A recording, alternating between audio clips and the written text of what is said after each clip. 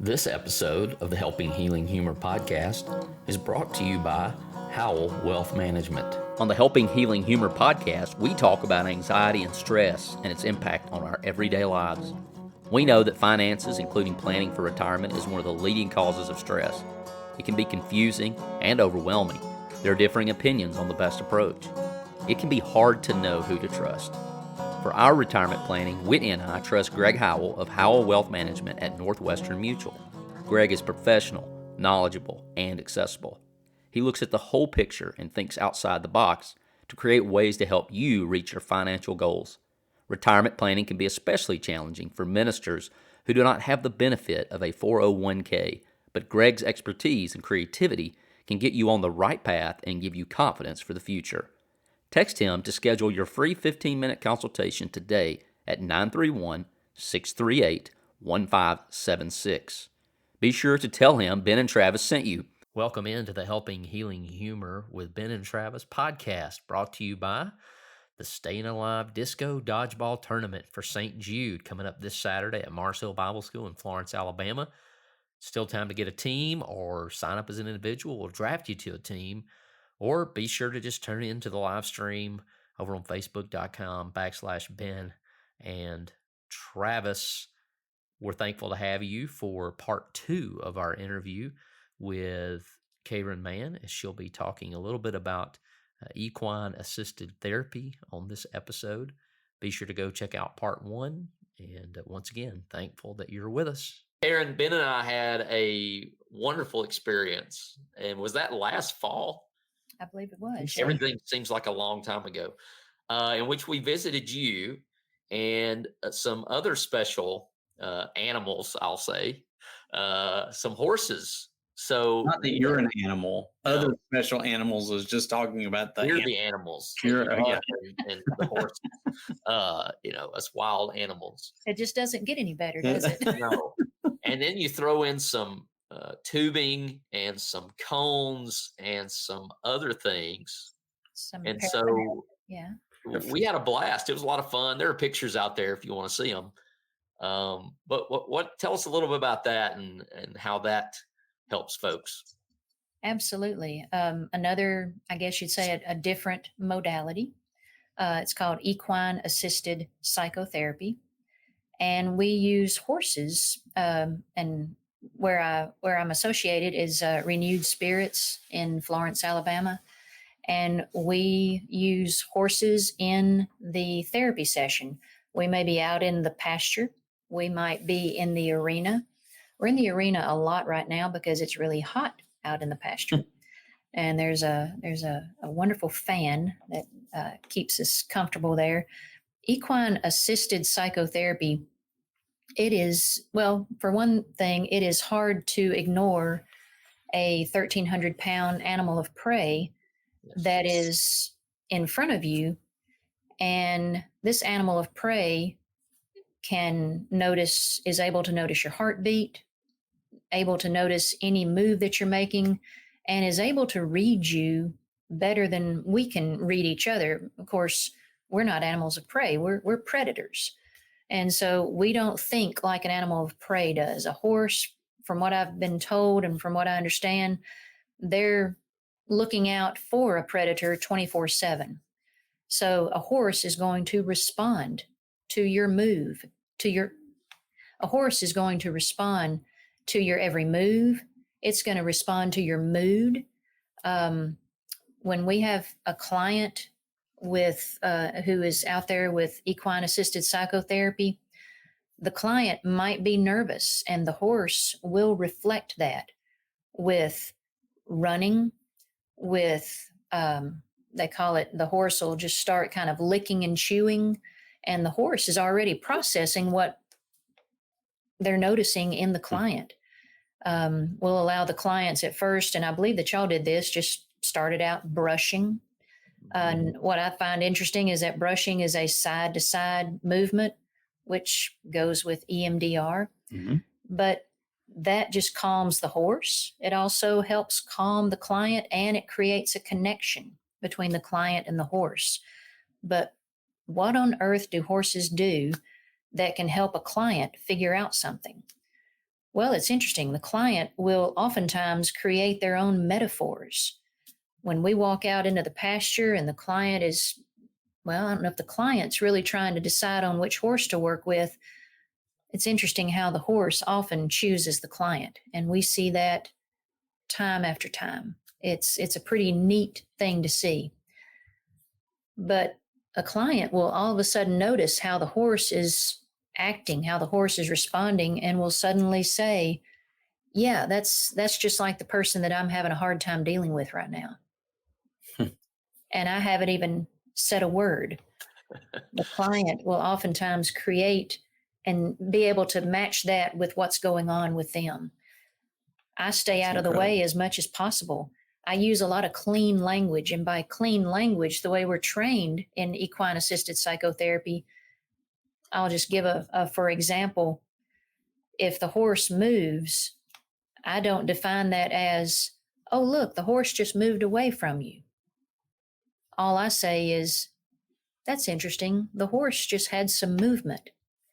And I leave it to the client to decide if the horse was moving away or if the horse was moving toward. You said about the horse choosing. I think I remember that happening with us. We the rest of them were standoffish, and one came over. Can't remember the name, and was all up in our business. He or she was not letting us do much of anything else. But and we prepared a path of all those, paraphernalia, as you said, out on the ground, and I remember it coming and breaking through it and dragging them off, and just here's this path that we have planned, and it was almost like we interpreted that as, well, maybe there's a better path. Maybe the horse knows a better path. So, and that's the thing about equine assisted psychotherapy.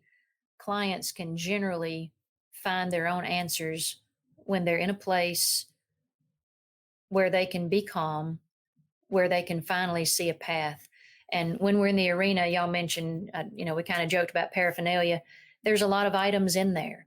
PVC pipes, cones, hula hoops, pool noodles. And sometimes the client will say, I'm just stuck. I'm just not sure which way to go. So I'll ask the client, well, we've got this space here. We're in a pretty large arena. We've got all these items here. What would that look like if you could build what you're worried about? And next thing, and then we step back. I say we, because I always work with an equine specialist. And the equine specialist that I work with, her name is Donna Bolton, and she's had thousands and thousands of hours of experience with horses. She's there for our safety. She's there for the horse's safety. She's also there because she notes every change that she sees in the horse. But getting back to what we asked the client to do, we step back and the client goes to work. We don't know what's going to be built, what's going to be constructed. I had a client not too long ago that started drawing in the dirt and just kept drawing circles and circles and circles, and then explained, well, this is me, this is family, this is school, this is work. And again, felt stuck. How do I get onto these other things? Next thing we know, the horse is just walking right through it. You obliterate it. Walking right through it. And the client was able to say, well, I never really thought about there might be another way out of this, except when this 1,300-pound animal of prey just goes traipsing through and did what it would have taken me probably 5 sessions to do. Yeah. Well, instead of dealing with the elephant in the room, you're dealing with the horses in the room. That's exactly right. That's exactly right. Okay, so for the hunter in me, I need to know something. How close does the animal of prey have to be to you to sense that your heart rate has been elevated? I'd probably need to know. Yeah, I'd probably need to defer to my equine specialist, but generally, by the time we walk into the arena, that horse might be halfway across the arena and I guess hearing. But as for them sensing the heart rate, I'm not really sure. Okay. Just find that out for me. I need to know. I'll see what I can find out. Yeah. I need to know what kind of distance Yeah. and how, what kind of, anxiety things I need to practice for the fall when I'm up in a tree stand or a shooting house. And are they registering my heartbeat, or are they just nervous because they're deer? So I'm just trying to figure it out. Deer assisted psychotherapy. I don't know. But I think Ben practices that a lot. Hunting assisted psychotherapy. I think the deer help Ben out a lot. No doubt about it. I'm sure that that is something that you're very aware of your breathing. And when you're aware of your breathing, that is going to lower that heart rate. Yeah. Absolutely. More aware of my breathing so my shot doesn't go where I don't want it to. But if you're with someone in the shooting house, there you go. You got it. And they're excited and nervous, are they going to have as much success? Not generally. It's hard, but it's hard not to get a little excited and nervous. Exactly. Yeah. Been there. Well, Cayron, if somebody is in the Shoals area, they'd like to reach out to you or maybe one of your colleagues, how could they do that? What's the best way to contact you to get on your client list, or that someone you might could refer them to? Sure. My office number is 256-320-4200. Excellent. Well, man, some great information, exciting stuff. I'm always interested to hear about the different therapies that are out there. And like I said, so many of them seem simplistic. It's not something that's going to be, you can, and I think all of it really, you kind of get to determine the direction of all of it. And I think that sometimes we get I'm not going to go in there and see anybody because they may dig deeper than I want them to. And it really is up to you to a large degree how much that you're willing to do and practice, and your success has a lot to do with you as the client. And if someone just wants to, get more information, I'm happy to talk with them about it, because there is just a lot more than what we can, cover in a podcast. Yes. So if someone just wants more information, just give me a call. Absolutely. Awesome. Great. Well, thank you for coming on and joining us and being a part of it. Thank you for being a friend of the podcast. Since the very beginning, you've encouraged us, you've given us ideas. And so we're thankful for it. Oh, you're very welcome. I mean, I need something to do on my way to work and back. So that's what I listen to. We are very thankful for Challenge Youth Conference continued support of this podcast and their partnership in raising funds for St. Jude through the Staying Alive Dodgeball Tournament. The purpose of Challenge Youth Conference is to meet the needs of our church teenagers who are growing up in a society that is often indifferent to living a life for Christ. CYC's mission is to present a program utilizing solid and sound scriptural emphasis. Our vision is to maintain a positive program which empowers our teenagers with sound teaching that challenges and encourages them to live their lives for Christ. CYC Dallas will be on the weekend of January 13th through the 15th, and the Pigeon Forge dates are February 24th through the 26th. You can email info@cyconline.com or go to cyconline.com to learn more information. We hope to see you there.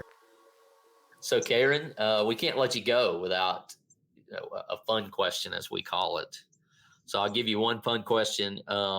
So the last few weeks, you've mentioned how much you enjoyed our discussion of fun sing, of our favorite fun sing, our not so favorite fun sing, potato chip.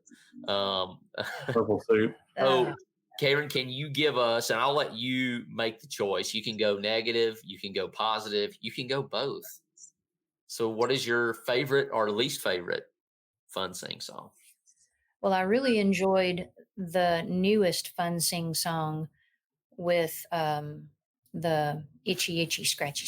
Flea fly mosquito. Flea fly mosquito. That was a lot of fun. It's fun. I gotta get it down for next year, since I wasn't actually there for the original. So it's an interesting one. So I got to practice it some. And when Travis, when you fell and you were crushed by the large can of spray, And you're like, save yourselves, keep going. I thought that would be a nice touch. And I wasn't sore for very long, so it's good. It's good. Yeah, when you throw yourself onto concrete. Yeah. Flea fly mosquito, I really enjoyed that. That was, it was just brief enough and, gets the job done, I Yes, guess. it does. Gets them fired up. The kids loved it. It was great. I'm glad. And that just gives me another reason. You can go to benandtravis.com/fun scene. That's right. Always Videos. Most of them have lyrics. I don't think I put the flea fly mosquito lyrics on the video. I need to do that. But the rest of them, if you've ever questioned, and we do get questioned a lot, what about this song and the lyrics? benandtravis.com/fun scene. Cayron, as always, it's amazing to hang out with you. And I'm just over here learning all kinds of stuff, trying to get smart. One day I'll get there. You guys smarten me up. You're a motivator, and that's the thing about it. But you guys, y'all have a great thing going. I can't believe how long y'all have been doing this now. And I hope more and more people just see the benefits, hear the benefits of what y'all are out there doing, helping, healing, and humor throughout the whole thing.